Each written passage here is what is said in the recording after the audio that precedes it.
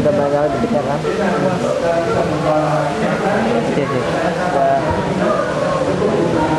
Paulus. Kafilah sekalian yang Allah muliakan, yang Allah berikan rahmat, Allah berikan hidayah, insyaallah dengan niat-niat kita yang insyaallah kita tujukan pada Allah Subhanahu wa taala, kita bisa mendapatkan keberkahan. Dan ini sebenarnya merupakan hujan yang terjadi sebenarnya merupakan rahmat yang insyaallah kalau kita sikapi dengan baik, kita akan bisa mendapatkan manfaat yang lebih. Salah satunya adalah dikabulkan doa kita pada saat ini. Saya tidak tahu apakah suara ini kedengaran atau enggak. Enggak ya? Kalau enggak kedengaran, Anda maju ke depan. Karena memang situasi dan kondisinya seperti ini. Artinya hujan turun dan alhamdulillah mudah-mudahan ini jadi tanda rahmat. Kemudian ada saudara-saudara kita yang lain yang sedang mengadakan acara serupa, musyawarah pengurusan.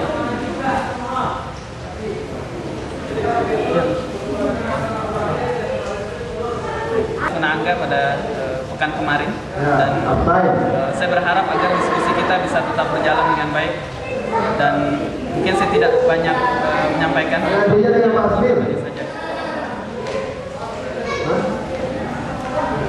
Mungkin yang pertama kali harus kita bahas adalah kenapa persoalan ini kita bahas lagi.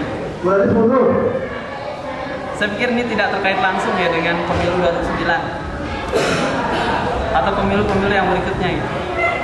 Enggak, karena ini adalah persoalan yang selalu aktual dibahas dari masa ke masa, dari zaman ke zaman, dari bahkan sejak masa hingga sekarang. Saya menggariskan beberapa hal. Ada semacam fakta bahwa negeri-negeri Muslim yang sekuler, ada beberapa fakta bahwa negeri-negeri Muslim yang ada itu tidak lagi menerapkan syariat Islam dan tidak lagi menerapkan hukum Allah SWT. Tidak lagi terjadi kehidupan Islam sebagaimana yang dialami oleh para sahabat atau generasi kita sebelumnya. Yang terjadi adalah negeri-negeri Muslim ini sekuler, artinya mereka memisahkan urusan agama dari kehidupan yang lain, dari aspek kehidupan yang lain.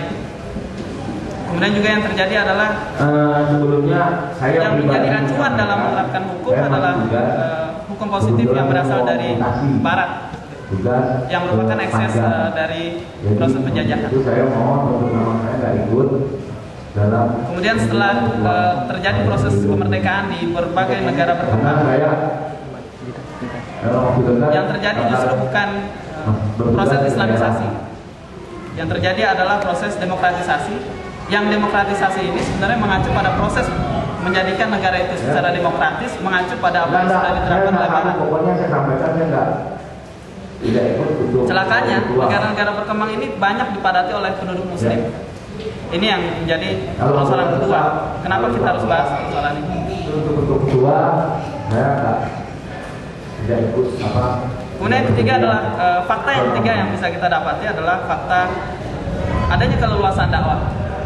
Untuk kasus Indonesia, keleluasan ini tidak kita dapati ketika Indonesia berada di bawah bayang-bayang rezim totalitarian atau rezim otoriter dan rezim diktator, dari orde ke orde, dari pemerintahan-pemerintahan. Baru setelah proses reformasi digulirkan sejak 98, maka kita sedikit banyak, walaupun tidak sedikit banyak, punya keleluasaan dakwah dalam proses demokratisasi yang sedang berkembang.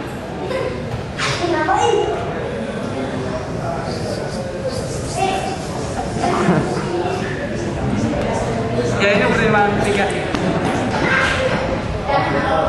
Nah, ternyata apa yang terjadi bahwa sekularisasi, kemerdekaan negeri-negeri Muslim dalam bentuk nation state, dalam bentuk negara bangsa, kemudian proses demokratisasi pasca reformasi ini sebenarnya ternyata belum menyumbang kondisi yang signifikan bagi perbaikan kondisi umat.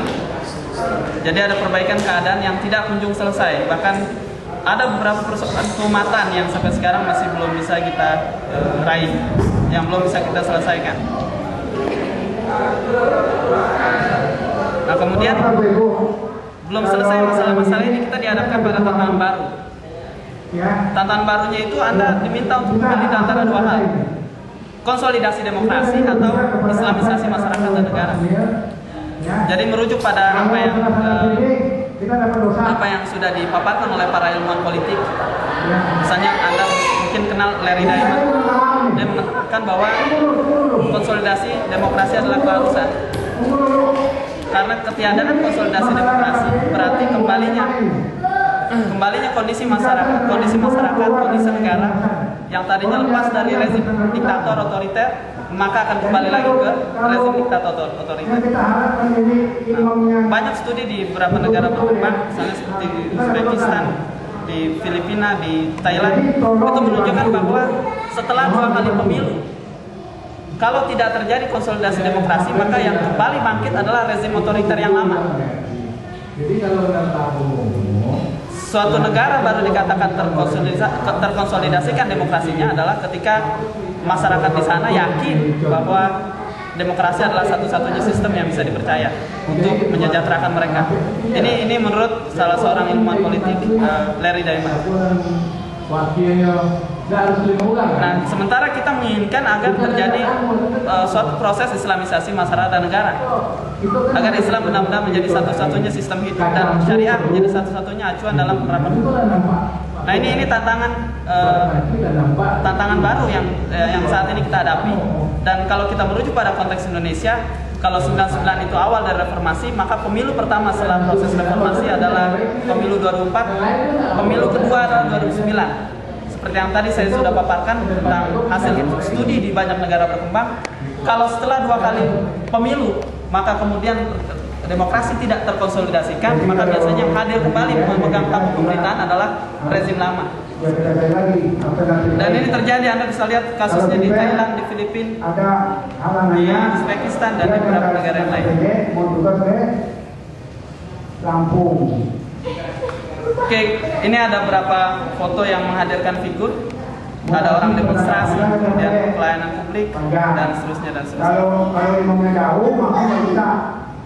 Ini demokrasi punya arti yang luas. Saya hanya coba mengintisarikan. Mungkin oleh Ahangga kemarin sudah dipaparkan ya. Jadi saya hanya melengkapi. Ada satu pengertian primitif, ada definisi yang sudah lama dipegang dan sampai sekarang masih berlaku. Demokrasi secara sederhana itu bisa dikatakan sebagai mekanisme dan sistem yang mengembalikan kedaulatan itu ke tangan rakyat.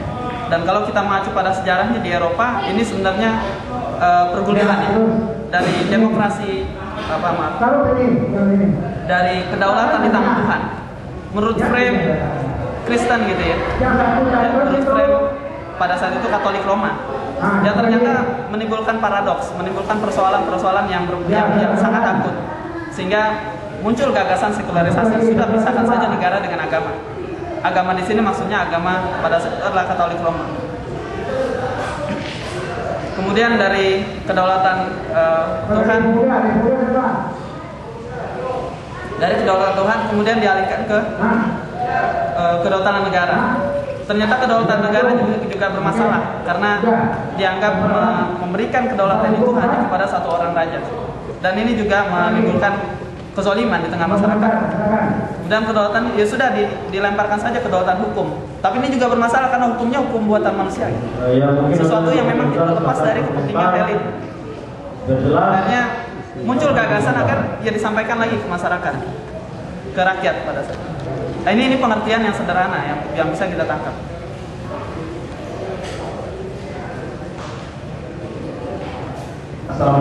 Nah, wujud nyatanya adalah berupa sistem yang memuat interaksi timbal balik antara perwakilan politik dan eksekusi pemerintahan yang diarahkan pada penangkapan aspirasi publik atau pada orientasi kepada kepentingan publik, kepentingan masyarakat banyak. Pengurus dari KKP. Perkembangan selanjutnya sebenarnya demokrasi tidak berhenti pada pengertian itu, tidak berhenti pada soal bagaimana interaksi antara perwakilan politik dan eksekusi pemerintahan. Banyak banyak. Tapi juga demokrasi menjadi ideologi politik yang menjadi asas negara dan pemerintahan. Seakan-akan Anda akan dikatakan jahat kalau negara Anda tidak demokratis. Kemungkinan ada PRR yang di Aceh itu mau saat ini demokrasi itu bahkan sudah dianggap bukan sekedar ideologi politik atau bukan sekedar interaksi antara perwakilan, mekanisme perwakilan politik dan eksekusi pemerintahan, tapi dianggap sebagai menjangkau sesuatu yang harusnya menjangkau semua aspek kehidupan sampai ke kehidupan keluarga. Dan saat ini apa yang dianggap baik maka itu dianggap demokratis. Kalau ada musyawarah di tengah keluarga, walaupun keluarga itu nggak kenal demokrasi, tetap dikatakan ini demokratis. Kalau misalnya dalam rapat Anda seperti ini, rapat di sebelah sana, misalnya Anda ditanya tentang pendapat Anda sendiri, Anda punya hak untuk menyampaikan pendapat, Anda bisa mengkritik pemimpin rapat atau di sana pemimpin negara, maka itu dikatakan demokratis. Walaupun orang yang bersangkutan tidak mengerti demokrasi. Ada ujian juga. Artinya apa? Bahwa saat ini demokrasi dipahami sekarang sudah menjangkau semua aspek kehidupan dan semua hal yang dianggap baik itu berarti demokratis. Nah, ini perkembangan pengertian makna demokrasi yang sekarang. Sekarang kita lanjutkan lagi. Kalau kita cermati dari perkembangan demokrasi itu, sebetulnya kita harus membagi antara demokrasi prosedural dan demokrasi substansial. Demokrasi prosedural itu maksudnya wujud gagasan demokrasi dalam sistem yang lebih terstruktur, dalam kegiatan politik yang lebih terstruktur. Misalnya sebagai contoh adalah penataan struktur pemerintahan. Ya kalau mengacu pada trias politika atau distribusi kekuasaan, di sana ada eksekutif, legislatif, dan yudikatif. Kemudian yang kedua adalah kegiatan pemilihan, baik pemilihan umum maupun pemilihan kepala daerah. Kalau begitu, contoh yang ketiga bisa kita lihat adalah pada proses legislasi atau pembuatan peraturan undang-undangan. Dan yang keempat adalah formulasi kebijakan publik. Dan ini demokrasi prosedural, artinya wujud aplikasi gagasan demokrasi dalam kegiatan politik yang lebih terstruktur, yang ada legitimasi politiknya, yang ada dasar hukumnya. Jadi seperti kegiatan pemilu, penataan struktur pemerintahan, pembuatan perundang-undangan, pembuatan kebijakan publik, dan seterusnya. Ini adalah demokrasi prosedural. Di demokrasi yang mengacu pada kegiatan politik yang terstruktur. Ada lagi sebenarnya demokrasi substansial. Jadi, ini sebenarnya agak rancu. Yang demokrasi di sini secara prinsip dianggap suatu hal dikatakan demokratis kalau di sana ada orientasi pengarus utamaan aspirasi warga negara, kesetaraan politik, perlindungan hak-hak masyarakat, dan pelayanan publik. Jadi kalau misalnya Anda ingin investasi, kemudian investasi Anda dipermudah, dikatakan itu adalah produk demokrasi. Misalnya seperti itu. Kalau misalnya Anda punya hak untuk mengkritik penguasa, maka itu dikatakan demokratis. Ada kesetaraan politik, Anda dikatakan demokratis. Kita boleh mengadakan kajian seperti ini, sesuatu yang sulit kita dapatkan era 80-an, 70-an, ini dikatakan demokratis. Ini demokrasi substansial, artinya demokrasi yang dianggap sudah menyentuh aspek paling mendasar dari demokrasi. Tapi ini rancu. Kenapa? Karena sebenarnya demokrasi substansial itu sebenarnya bukan demokrasi. Kalau misalnya dalam suatu keluarga bermusyawarah itu sebenarnya bukan demokrasi. Kalau dalam kegiatan politik Anda berhak mengkritik penguasa, itu sebenarnya bukan demokrasi. Tanpa mengenal demokrasi itu sebenarnya tetap jalan. Bisa dipahami ya? Tanpa orang mengenal demokrasi itu sebenarnya tetap jalan. Kita mengadakan kita punya hak sebagai warga negara untuk menyelenggarakan pertemuan, menyampaikan pendapat, itu sebenarnya sejatinya itu bukan demokrasi, tapi dinyatakan demokrasi karena frame berpikir orang, kiada fikriyahnya. Hal yang dominan dalam pemikirannya adalah bahwa segala sesuatu yang baik itu demokratis dan demokrasi adalah baik. Sehingga hal-hal yang baik dikatakan demokratis, padahal hal itu sebenarnya sejatinya bukan demokrasi. Bisa dipahami. Jadi ini makanya tadi saya menyampaikan ada perkembangan demokrasi, mulai dari perkembangan dalam bentuk kegiatan politik yang terstruktur, kemudian demokrasi sebagai gagasan ideologis, ideologi politik, sampai karena orang mulai berpikir bahwa demokrasi itu adalah segala sesuatu yang adalah hal yang baik, maka segala yang baik dikatakan demokratis. Termasuk apa yang kita laksanakan sekarang. Bisa dipahami. Jadi hal-hal yang sebenarnya bukan produk demokrasi, tapi karena dia dianggap baik dan orang menganggap demokrasi baik, maka semua yang baik dia katakan demokratis. Ini yang bisa kita pahami sebagai demokrasi substansial, yang sesungguhnya ini bukan demokrasi. Tanpa orang paham demokrasi ini sebenarnya bukan produk demokrasi, ini tetap ada. Dalam masyarakat Islam, sahabat itu nggak kenal demokrasi, tapi mereka biasa bermusyawarah. Tapi karena frame berpikir orang bahwa demokrasi adalah sesuatu yang baik, maka musyawarah disamakan dengan demokrasi.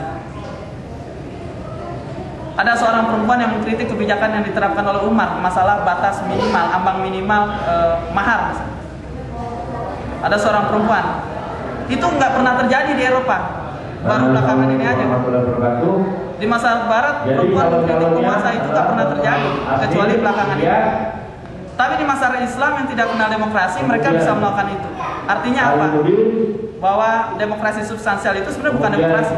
Hal-hal yang baik sejatinya bukan produk demokrasi. Tapi karena frame berpikir orang ini pemikirannya sudah dibingkai bahwa demokrasi adalah adalah baik, maka segala sesuatu yang baik dikatakan demokratis.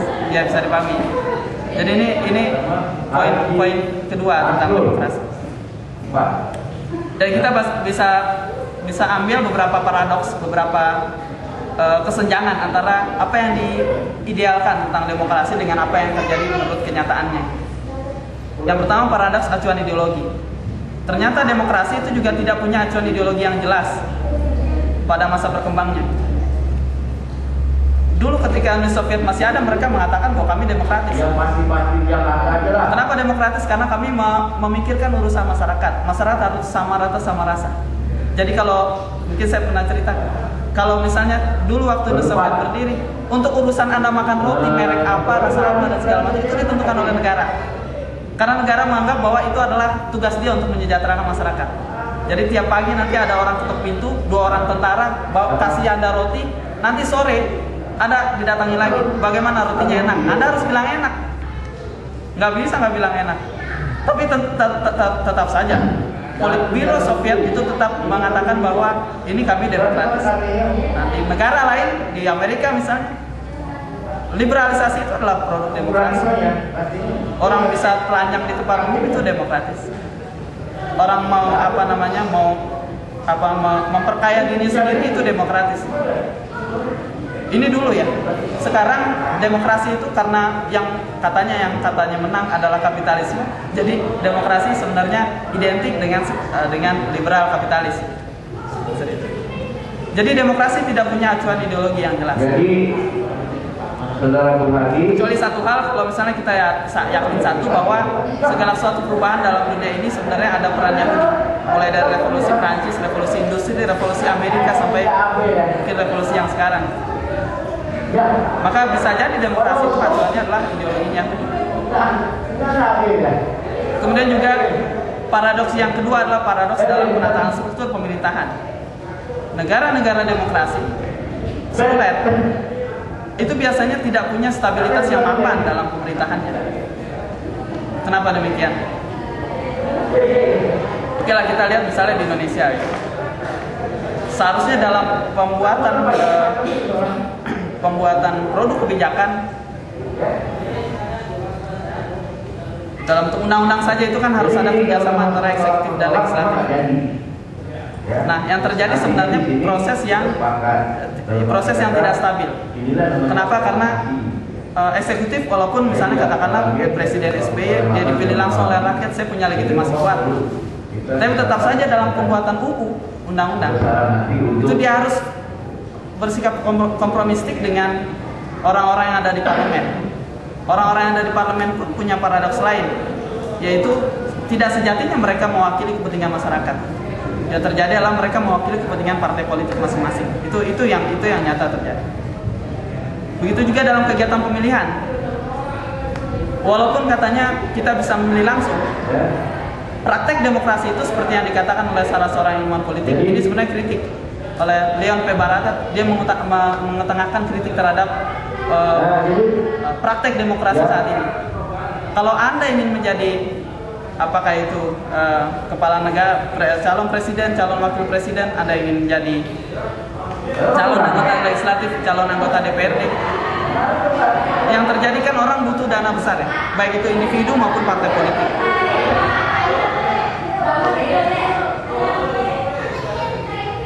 Oke, jadi namanya kalau ditulis Lumayan berani. yaitu Ali Nurdin. Dalam setiap kegiatan pemilihan, apa itu pemilu dan pilkada, orang kan biasanya nggak, negara tidak membiayai itu kan. 4. Misalnya Agus ingin jadi anggota legislatif, Agus nggak dibayar negara, ente punya duit, ente jalan. Kalau nggak punya duit bagaimana? Biasanya ya, yang terjadi, dan ini sampai sekarang terjadi, yang digandeng adalah sumber-sumber keuangan yaitu pengusaha. Nah, pengusaha itu tidak pernah memberikan sesuatu dengan gratis. Ketua. Tidak pernah memberikan sesuatu dengan gratis. Yang terjadi adalah apa?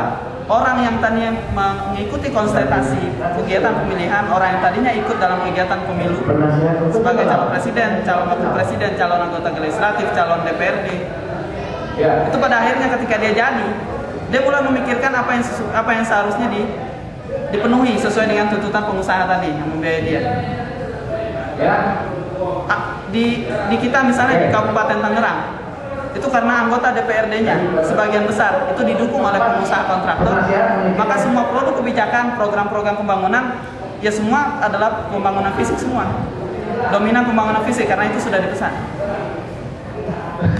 Atau misalnya seorang gubernur, misalnya gubernur DKI, ketika dulu pilkada dia didukung 19 partai politik, itu sekarang susah dia memikirkan bagaimana caranya membayar 19 partai politik ini dengan proyek-proyek pembangunan.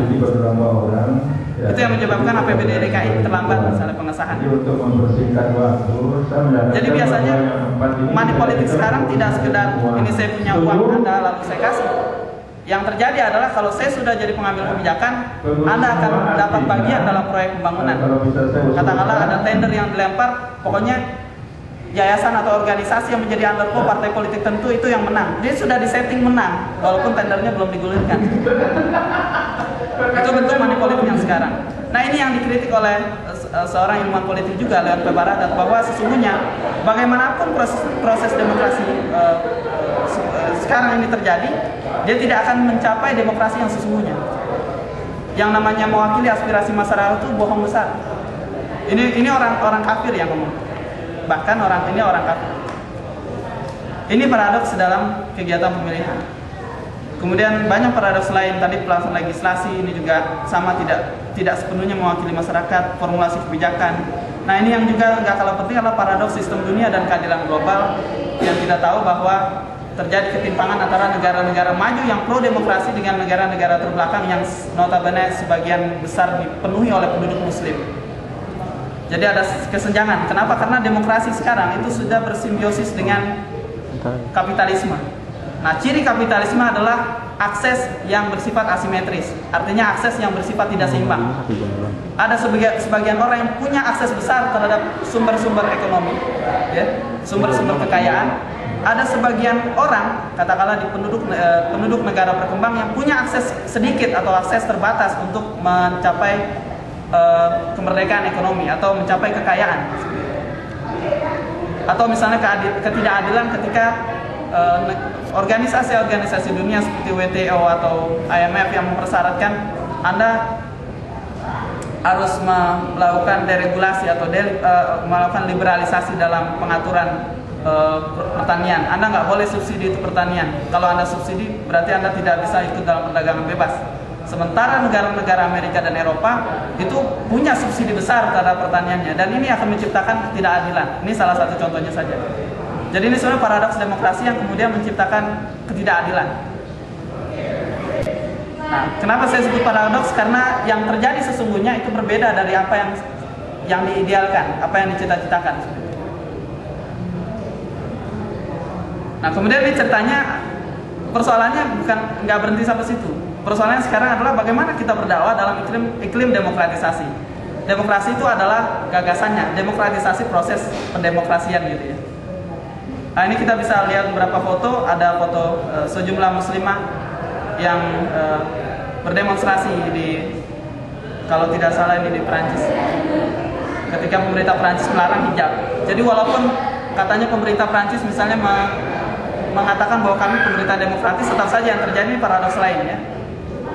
Orang dilarang memakai hijab. Sementara di Inggris itu masih ada keleluasaan. Bahkan polisi wanita yang muslimah itu masih diperbolehkan memakai, ada seragamnya sendiri kalau polisi wanita pakai jilbab. Kemudian ini ada aksi demonstrasi, sesuatu yang jarang kita temui dulu. Kemudian ada foto di sebelah kanan bawah, itu proses konsultasi kebijakan. Kemudian yang bagian atas, arah pertumbuhan yang kedua adalah dakwah itu tidak boleh dia sendiri saja dimiliki. Jadi kalau kita paham memiliki pemahaman akidah itu nggak boleh hanya kita, nggak boleh kita soleh sendiri. Kita harus berinteraksi dengan masyarakat luas agar terjadi persebaran pemikiran, terjadi persebaran pemahaman, dan masyarakat sedikit banyak punya paling tidak masyarakat menangkap apa yang menjadi gagasan kita gitu, tentang Islam. Sehingga dakwah itu bisa memasyarakat, dan masyarakat bisa mengenal dakwah dan mungkin bisa ikut gagasan dalam dakwah itu. Tapi kalau kita berhenti pada interaksi dengan masyarakat luas, itu sama halnya dengan Nabi hanya berdakwah di Mekah dan tidak ke Madinah, tidak mengirim sahabatnya ke Habasyah. Anda bisa lihat bagaimana Nabi mengirim sahabat ke Habasyah itu tidak semata-mata karena masyarakat dizolimi pada saat itu. Yang dikirim ke Habasyah justru sebagiannya, hampir 50% adalah masyarakat yang terpandang punya wibawa di tengah masyarakat, dan tidak sepenuhnya orang yang dizolimi itu tinggal ikut ke Habasyah. Kenapa? Karena perjalanan ke Habasyah itu bukan sekedar ngungsi, tapi bagaimana mempengaruhi keputusan politik Raja Najas di Habasyah agar memberikan perlindungan suaka politik kepada sebagian sahabat. Perlindungan ini penting karena dakwah membutuhkan proses penyemaian, kaderisasi, sehingga bisa memasyarakat. Dan ini yang diamanahkan Nabi SAW kepada Ja'far bin Abi Thalib untuk ketika pergi ke Habasyah, dan setelah mendapatkan suaka politik di Habasyah, dakwah sedemikian berkembang bahkan sampai ke Mesir. Dan ini menjadi salah satu poin penting bahwa dakwah butuh legitimasi. Dakwah butuh legitimasi politik. Kalau dakwah tidak mendapatkan legitimasi politik, maka dakwah akan seperti dakwah yang terjadi di Uzbekistan, Kazakhstan, dakwah di beberapa negara di Eropa dan seterusnya. Yang orangnya diburu-buru, orangnya di penjara dan seterusnya. Jadi legitimasi politik penting, dan justru itu dibutuhkan pelembagaan. Atau misalnya proses legitimasi yang kedua dilakukan Nabi ketika dilakukan baiat oleh sebagian suku Aus dan Khazraj sebelum akhirnya didirikan sebuah negara yang bernama Madinah. Nah, ini pelembagaan dakwah sebelum akhirnya bisa melakukan tahkim dan tasyri'. Tasyri' itu tahkim yang mengacu pada syariat. Nah, yang memang tidak bisa kita lupakan adalah arah pertumbuhan dakwah itu harus mencapai pada taraf pengelolaan negara. Kenapa? Karena Al-Quran tidak bisa dijalankan tanpa kekuasaan. Jadi kekuasaan ini adalah sebagai instrumen untuk menjalankan isi syariat. Kalau kita hanya berdiam diri pada interaksi dengan masyarakat tanpa mempunyai pelembagaan politik, legitimasi politik, sampai akhirnya kita punya akses politik untuk mengelola negara sehingga tasyri' itu bisa dilakukan, maka dakwah hanya akan berkisar di masyarakat dan tanpa bisa terstrukturisasi dalam sebuah format yang jelas. Ini yang menyebabkan kemudian Piagam Madinah disepakati oleh Nabi dan berbagai elemen yang ada di Madinah agar Nabi mendapatkan legitimasi politik sebagai pemimpin Madinah. Dan Anda bisa lihat dalam sirah bahwa terjadi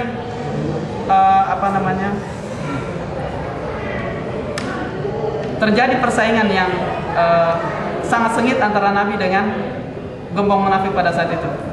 Siapa? Hah? Ubay. Siapa? Gembong munafik di Madinah.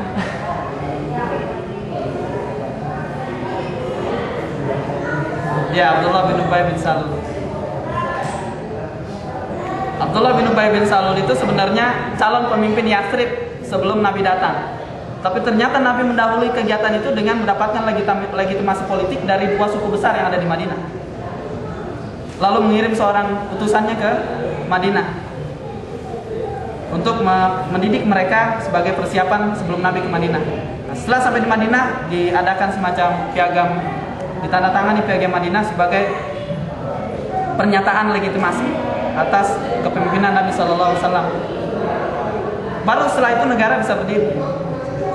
Baru kemudian Nabi mengirimkan surat kepada Romawi, Persia dan seterusnya agar mereka mau tunduk kepada Islam. Mereka masuk Islam dan tunduk kepada hukum Allah SWT. Nah, ini yang sebenarnya menjadi arah pertumbuhan dakwah. Dan kita tahu kewajiban tasyri' seperti yang saya bacakan tadi ketika permulaan, tasyri' adalah merumuskan dan menerapkan hukum dengan syariah sebagai acuan. Nah, pengelolaan dakwah di level negara itu sebenarnya bukan sesuatu yang sederhana. Jadi era dakwah ini merupakan era dakwah puncak yang secara integral mengupayakan islamisasi seluruh aspek masyarakat melalui tahkim dan pengelolaan negara. Tapi di sana butuh prasyarat. Artinya kalau kita mengacu pada apa yang Nabi lakukan, tidak tiba-tiba negara langsung berdiri. Tapi ada beberapa prasyarat. Yang pertama adalah legitimasi politik dari sebagian masyarakat, terutama masyarakat kelas menengah. Teori masyarakat kelas menengah itu adalah masyarakat mengacu pada masyarakat yang mereka punya kemapanan ekonomi, melek politik, berpendidikan, punya akses terhadap pengetahuan, dan mereka punya posisi tawar terhadap kekuasaan. Salah satu contoh sahabat yang dianggap kelas menengah misalnya adalah Abdurrahman bin Auf. Abdurrahman bin Auf adalah seorang pemuda yang memang dia berpengetahuan, pendidikan, dia punya akses ekonomi yang baik, tapi dia juga punya posisi tawar terhadap penguasa pada saat itu. Jadi adalah kelas menengah. Jadi tadi ya kelas menengah biasanya merujuk pada kalangan orang yang knowledgeable, jadi mereka berpengetahuan, well educated, mereka cukup baik pendidikannya, lalu punya akses terhadap ekonomi. Paling tidak mereka punya kemandirian ekonomi dan tidak bergantung pada penguasa, dan mereka punya posisi tawar. Mereka bisa secara cerdas bagaimana menyalurkan aspirasi politiknya. Kemudian adalah stabilitas dalam negeri. Ini langkah yang dilakukan Nabi ketika mendamaikan suku Aus dan Khazraj. Tanpa kalau misalnya Aus dan Khazraj masih bertengkar, nggak mungkin negara itu bisa, nggak mungkin tasyri itu bisa jalan, dan nggak mungkin negara itu bisa dikelola. Kemudian persebaran gagasan tasyri. Jadi masyarakat harus tahu bahwa sesungguhnya hukum itu hanya milik Allah SWT, tidak mungkin milik yang lain. Bahwa sesungguhnya hukum manusia ini batil. Bahwa sesungguhnya kerusakan yang kita alami adalah karena kita tidak mengacu pada hukum Allah SWT. Juga yang tidak kalah penting adalah dukungan dari kalangan yang mumpuni dalam perang fisik, dan ini kalau mungkin sekarang bisa dipahami sebagai kalangan militer.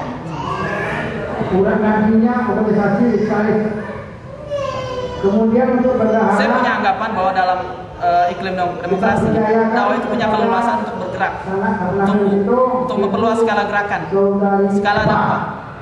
Kalau tadinya dakwah hanya dari satu pintu ke pintu, dari keluarga ke keluarga, maka dakwah bisa meluas ke semua skala, dari aspek pendidikan, kemasyarakatan, pertanian, dan seterusnya.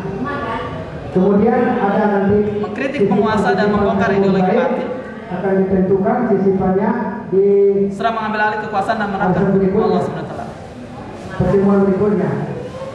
Sekian. Assalamualaikum Ini yang warahmatullahi wabarakatuh. tidak kalah penting. Bagaimana merespon demokrasi dan demokratisasi? Yang pertama, mungkin kita bisa mencoba pemanfaatan demokrasi untuk keluasan dakwah. Keluasan ini penting karena tanpa ini kemudian dakwah akan semakin terhimpit. Artinya dia tidak bisa bergerak kemana-mana. Yang kedua, yang kita harus upayakan adalah mencegah rezim otoriter dan diktator untuk mengambil tampuk kekuasaan atau kerusakan yang lain yang lebih besar. Kita ini bisa ngomong begini sekarang setelah proses demokratisasi. Allah mengizinkan itu terjadi dan kemudian rezim lama itu tersingkir.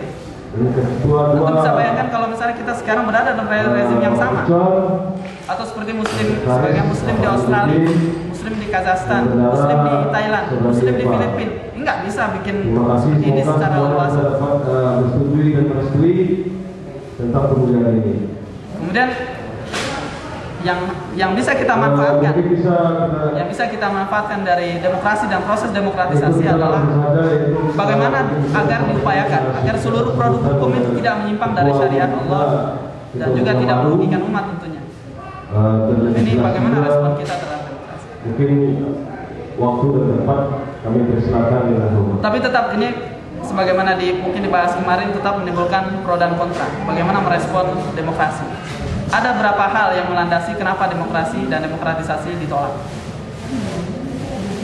Ini yang tadi saya paparkan di awal bahwa memang demokrasi itu berasal dari ide kaum kufar, bukan produk umat Islam, bukan sesuatu yang diajarkan Nabi.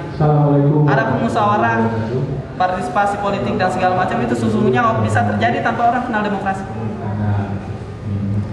Demokrasi juga memberikan pengesahan atas produk hukum yang mengacu pada kepentingan manusia atau antroposentris. Jadi kalau APP misalnya undang-undang pornografi dan porno aksi, kalau misalnya sebagian besar masyarakat mengatakan ya sudah oke-oke aja lah dengan pornografi, jadilah undang-undang itu mengesahkan pornografi.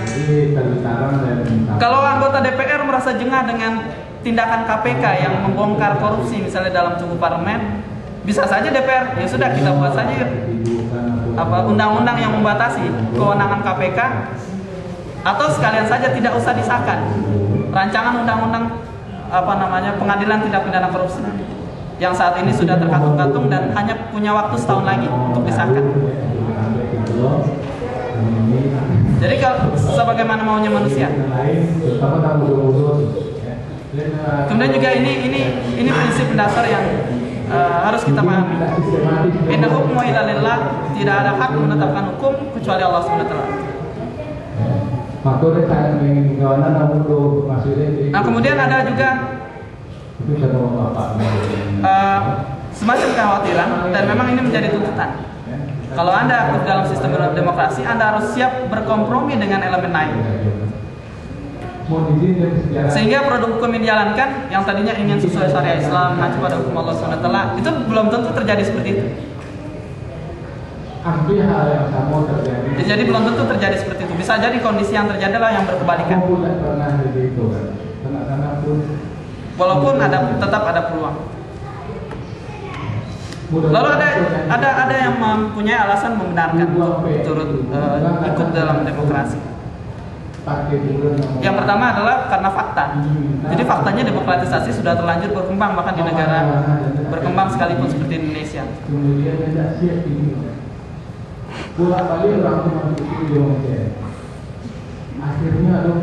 Kemudian ada fakta juga bahwa sejumlah negara yang mengaku demokratis memang benar memberikan keleluasaan. Misalnya seperti Indonesia itu termasuk negara yang bisa dianggap memberikan keleluasaan bagi aktivitas apapun.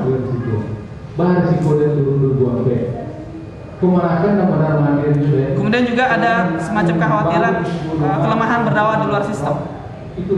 Katakanlah kita berdakwah seperti ini saja di masyarakat saja dan seterusnya gitu. Tapi tetap proses pembuatan produk hukum, produk kebijakan itu tetap dipegang oleh orang-orang zalim, orang-orang kafir. Bisa jadi nanti undang-undang pornografi misalnya tidak undang-undang pornografi malah bukannya melarang atau membatasi pornografi, tapi justru malah memfasilitasi pornografi. Kalau misalnya yang menggunakan atau melakukan atau membuat kebijakan adalah orang-orang kufar yang memang pro pornografi misalnya. Atau misalnya Anda bisa bayangkan kalau misalnya ada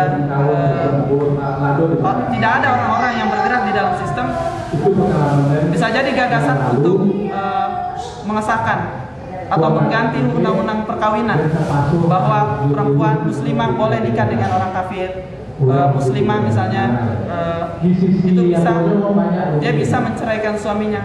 atau muslimah, atau misalnya laki-laki bisa menikah dengan laki-laki, perempuan bisa menikah dengan perempuan.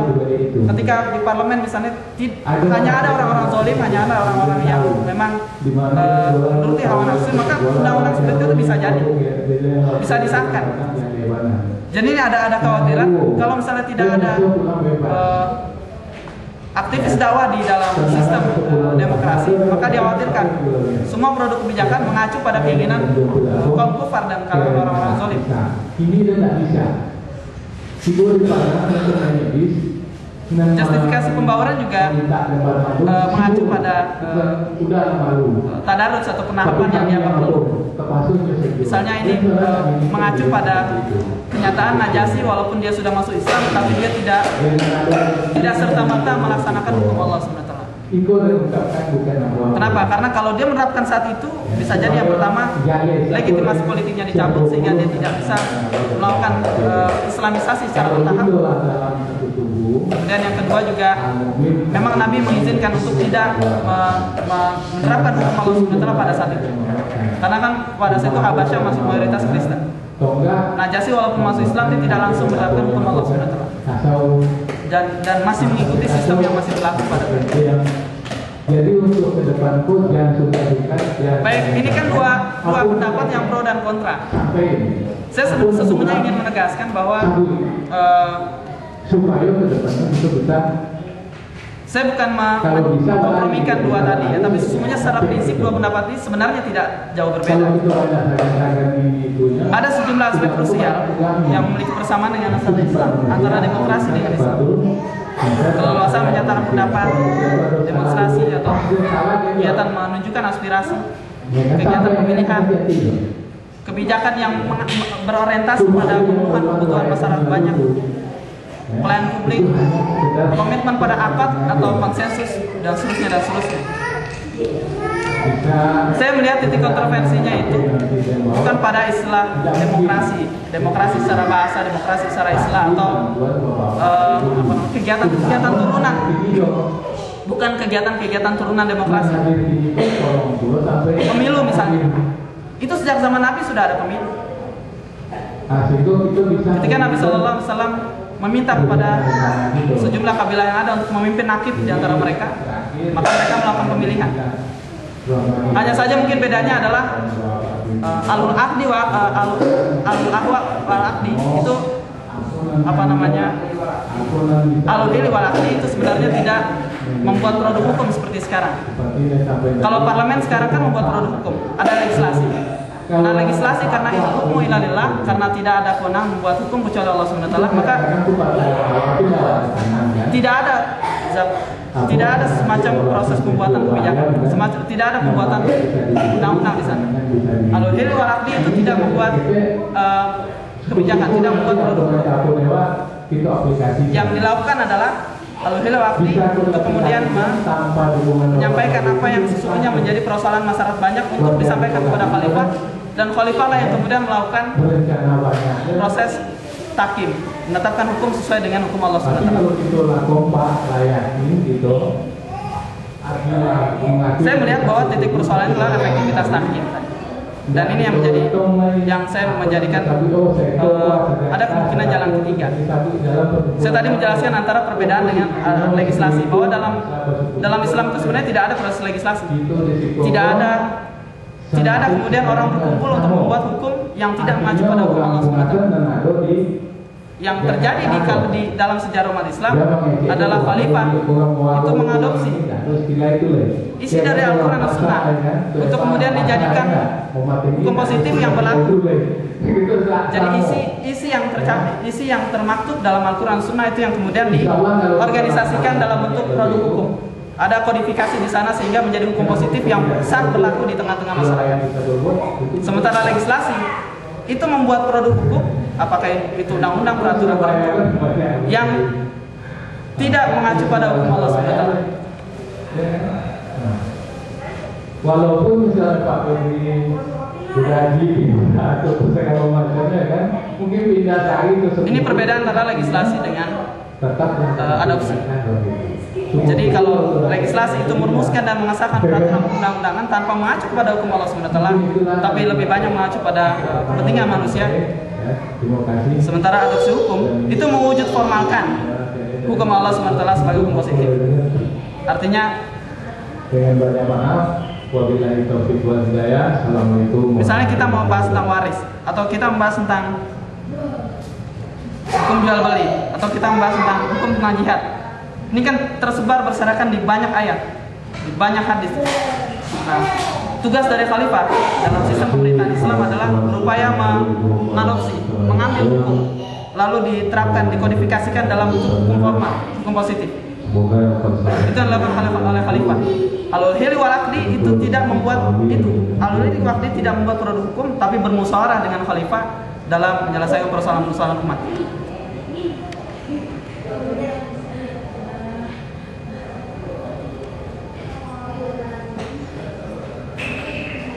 Sekalipun ada umat Islam yang terlibat dalam sistem demokrasi, misalnya aktif dalam pemilu, kemudian masuk menjadi anggota DPR, aktif di pemerintahan menjadi calon presiden atau menjadi presiden, itu sebaiknya diarahkan pada optimasi adopsi hukum. Jadi kalau misalnya Agus misalnya dia menjadi anggota legislatif di DPR, yang dilakukan Agus harus beda dengan partai-partai sekuler. Kalau partai sekuler mungkin dia merumuskan hukum, membuat produk hukum misalnya dengan mengacu pada kepentingan manusia, tidak mengacu pada hukum Allah SWT.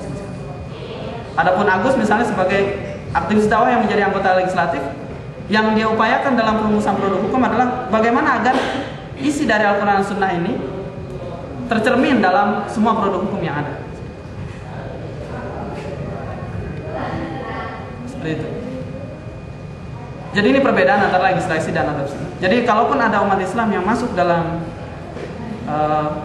sistem demokrasi, yang harus diupayakan adalah bagaimana produk hukum itu bisa mengalami adopsi. Ada warna di sana, ada bukan sekedar warna, tapi bagaimana muatan dalam hukum Allah SWT itu ada dalam semua produk hukum. Dengan atau tanpa label tasyri'. Misalnya dalam pembuatan undang-undang pornografi, kita tidak, untuk awalan misalnya kita tidak perlu mengatakan bahwa oh ini syariat Allah dan seterusnya. Tapi bagaimana agar isinya dulu untuk diterima masyarakat, baru setelah masyarakat menerima fitrah Islam, ini bisa kita nyatakan sebagai hukum Allah SWT.